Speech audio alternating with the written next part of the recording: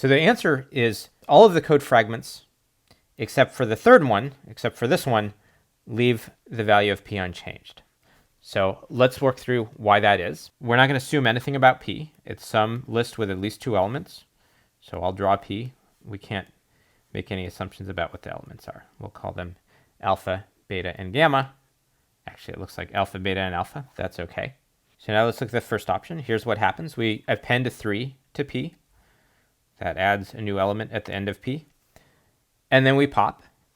That removes it. We don't do anything with the result returned by pop, but that's okay. The value of p is unchanged. For this choice, we start by popping. That will remove an element from p. So now x will refer to whatever this element was. So x refers to alpha in this case.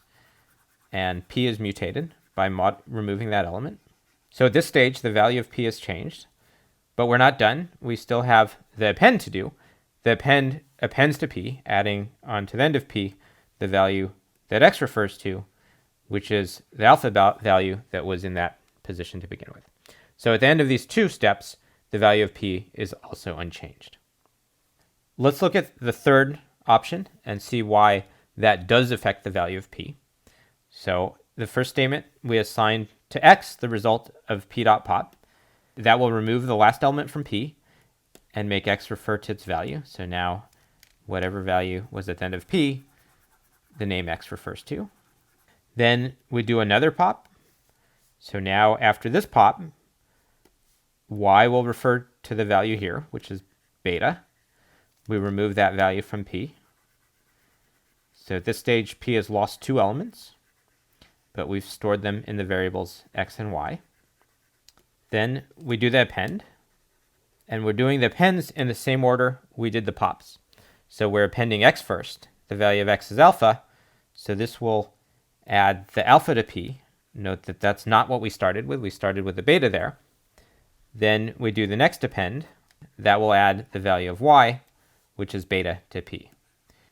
If we pop elements of p and we add them in the same order that we pop them, this will actually reverse the order of the elements, since each time we append, we add to the end of the list. So for the final choice, we're again popping 2 elements. This time we're appending in the opposite order.